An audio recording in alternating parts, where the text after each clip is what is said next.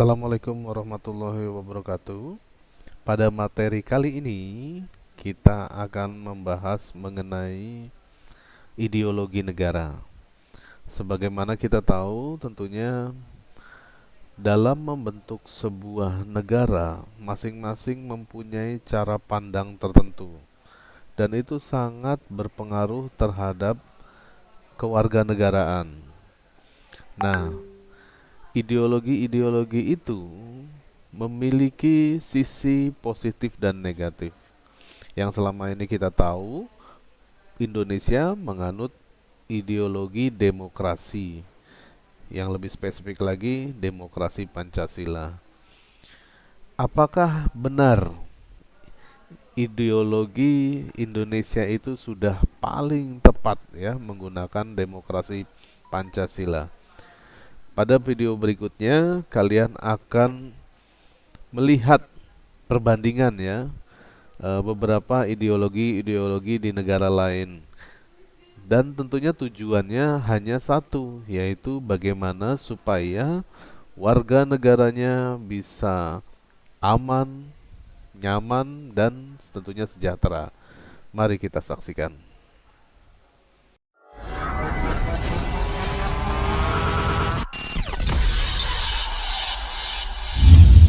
Welcome to our channel.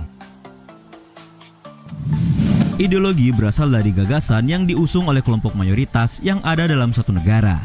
Jika banyak orang yang setuju dengan gagasan ini, maka gagasan tersebut akan menjadi panutan dan patokan dalam cara melaksanakan kehidupan bernegara. Berikut 10 ideologi negara di dunia versi channel Data Fakta. Tapi sebelum lanjut, kami ingatkan kembali untuk subscribe channel ini dan aktifkan lonceng notifikasi kamu untuk mendapatkan video edukatif dari Data Fakta.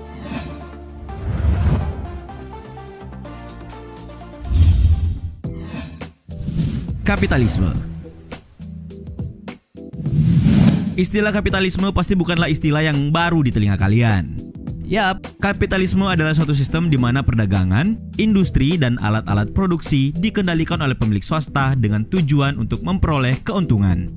Karena pemilik swasta yang dimaksud adalah semua usaha selain pemerintah, maka paham kapitalis cenderung mengarah ke perekonomian dibanding politik. Dipelopori oleh Adam Smith, paham ini muncul karena dominasi pemerintah di bidang perdagangan selama berabad-abad yang berakhir pada ketimpangan ekonomi.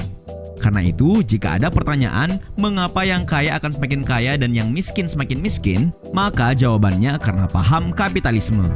Nah, adapun negara yang menganut sistem ini diantaranya Amerika Serikat, Inggris, Jerman, Belanda, Prancis, Italia, Jepang, dan bahkan Cina.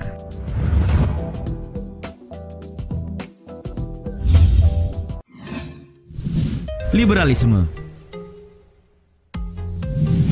Jika kapitalisme menerima banyak kecaman, kira-kira bagaimana sistem yang satu ini ya?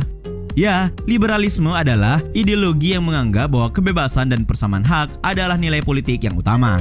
Jadi tidak salah kalau liberalisme menginginkan adanya masyarakat bebas yang dicirikan dengan kebebasan berpikir dan menolak pembatasan terutama dari agama maupun pemerintah.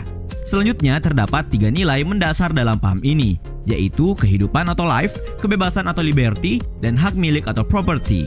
Nah, paham ini dianut oleh banyak negara dari berbagai benua.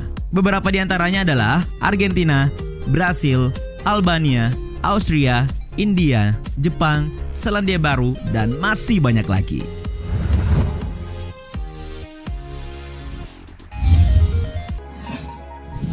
Komunisme. Seolah hadir sebagai palang, paham komunis muncul sebagai pemberontakan terhadap kapitalisme dan liberalisme. Sehingga tidak salah kalau paham ini bertolak belakang dengan paham kapitalis yang sistem perdagangan dan alat-alat produksinya dimiliki oleh swasta untuk memperoleh keuntungan yang besar. Kebalikan dari itu, paham komunis justru menginginkan semua alat produksi dimiliki bersama yang bertujuan tercapainya masyarakat makmur, masyarakat tanpa kelas, dan semuanya perorangan. Nah, komunisme menganut prinsip sama rata sama rasa dalam bidang ekonomi dan sekularisme, sehingga kepentingan-kepentingan individu tunduk kepada kehendak partai, negara, dan bangsa. Negara yang menganut komunisme adalah Transnistria, Kuba, Korea Utara, Laos, dan Vietnam.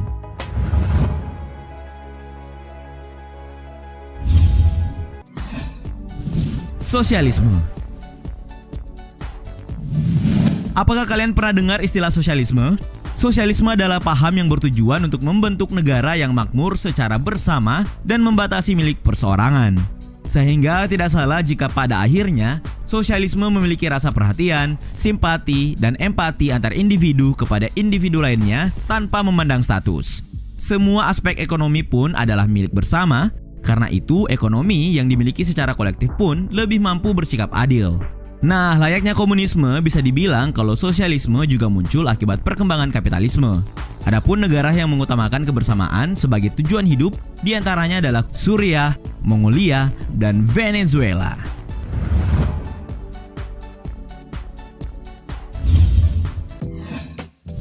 Konservatisme. Konservatisme adalah paham yang mendukung nilai-nilai tradisional. Samuel Francis mendefinisikan konservatisme yang otentik sebagai bertahannya dan penguatan orang-orang tertentu dan ungkapan-ungkapan kebudayaannya yang dilembagakan. Sementara Roger Scruton menyebutkan sebagai pelestarian ekologi sosial dan politik penundaan, yang tujuannya adalah mempertahankan selama mungkin keberadaan sebagai kehidupan dan kesehatan dari suatu organisme sosial. Secara umum, konservatisme bertujuan untuk melestarikan tradisi dan peranata sosial yang sudah ada sebelumnya. Faktanya, paham ini muncul karena liberalisme dianggap terlalu individualistis. Kaum feodal yang merasa terancam pun kemudian menciptakan ideologi tandingan, yaitu konservatisme. Negara yang pernah menganut paham ini adalah Inggris, Kanada, Bulgaria, Denmark, dan Swedia.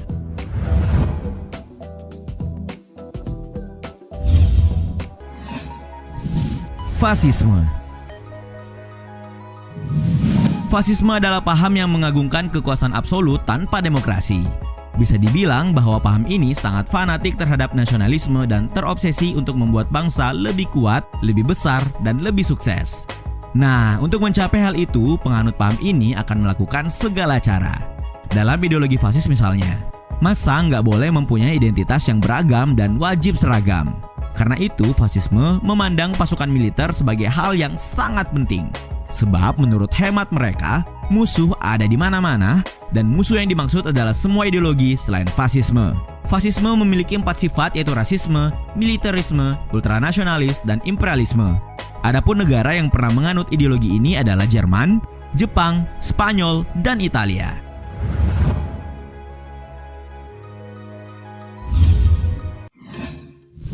Anarkisme. Jika kalian memahami anarkisme sebagai sesuatu yang melulu tentang kekerasan, kalian tentu salah.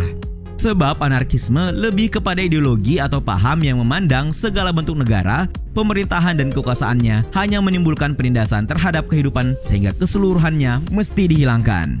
Tidak heran kalau penganut paham ini menginginkan sebuah sistem yang bebas dari monopoli kekuasaan dan tidak terikat oleh hukum dan peraturan. Secara umum, anarkisme memandang bahwa pada hakikatnya, manusia adalah makhluk yang secara alamiah mampu hidup secara harmoni dan bebas tanpa intervensi kekuasaan.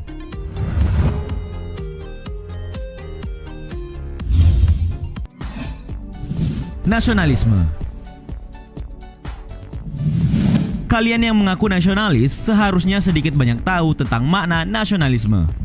Paham ini diketahui adalah apa yang menciptakan dan mempertahankan kedaulatan sebuah negara dengan mewujudkan suatu konsep identitas bersama.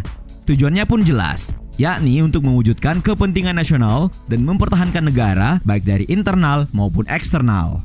Menurut penganut paham ini, kesetiaan tertinggi individu harus diserahkan kepada negara. Sebagai suatu ideologi, nasionalisme membangun kesadaran rakyat sebagai suatu bangsa serta memberi seperangkat sikap dan program tindakan.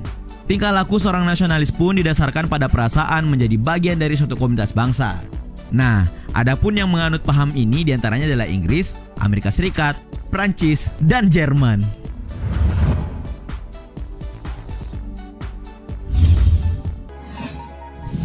Stalinisme.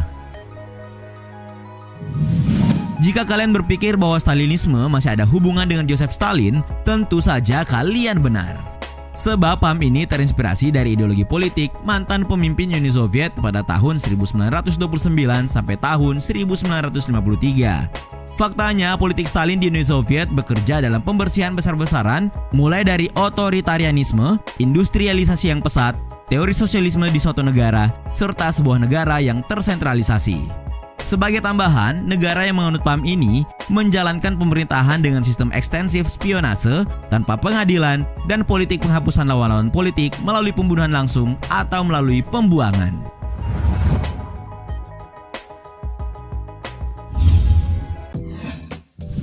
Pancasila. Sebagai rakyat Indonesia, keterlaluan sekali kalau kalian tidak mengenal ideologi yang satu ini. Yap, Pancasila adalah ideologi yang dianut oleh negara Indonesia. Berasal dari bahasa Sanskerta, panca berarti 5 dan sila berarti prinsip atau asas. Pancasila merupakan rumusan dan pedoman kehidupan berbangsa dan bernegara bagi seluruh rakyat Indonesia. Adapun 5 sendi utama yang menjadi nilai-nilai pandangan hidup bangsa Indonesia adalah ketuhanan yang Maha Esa, kemanusiaan yang adil dan beradab, persatuan Indonesia, kerakyatan yang dipimpin oleh hikmat kebijaksanaan dan permusyawaratan perwakilan, dan keadilan sosial bagi seluruh rakyat Indonesia. Itulah 10 ideologi negara yang ada di dunia. Setiap negara memiliki ideologinya masing-masing. Perbedaan ini terjadi karena setiap negara memiliki perbedaan pandangan dalam menilai sesuatu, kebenaran, serta latar belakang sejarah yang berbeda. Nah, menurut kalian, kira-kira ideologi mana nih yang cocok dijalankan di Indonesia? Nah, dari video-video tersebut, manakah yang menurut Anda paling tepat untuk negara Indonesia, ya, dengan pertimbangan yang objektif, ya, dengan contoh-contoh dari beberapa negara yang sudah menerapkan ideologi tersebut. Silahkan masukkan komentar Anda dalam komen di aplikasi Google Classroom ini. Jika memang Anda lebih memilih liberal atau komunis atau yang lain, silahkan cantumkan di situ dan sebutkan alasannya. Oke, jadi yang paling cepat dan paling baik saya berikan nilai A. Selamat mengerjakan. Assalamualaikum warahmatullahi wabarakatuh.